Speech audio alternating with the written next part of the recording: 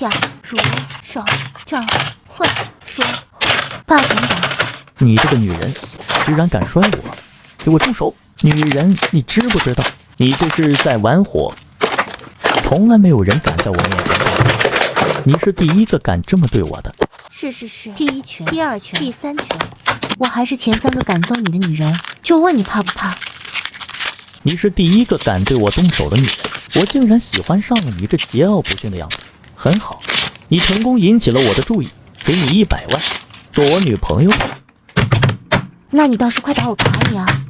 事情开始变得有趣了，管家，3分钟之内，我要知道这个女人的所有信息。少爷从来没有对任何女人这么上心过。你们可算了吧，姐是你高攀不起的女人。我不要你觉得，我要我觉得。女人，你注定逃不出我的手掌心。你好颠，哐哐给你2拳，让你清醒一点。听着，女人，我让你住手，这是通知，不是商量，懂？行，我做完了，不陪你发癫了886。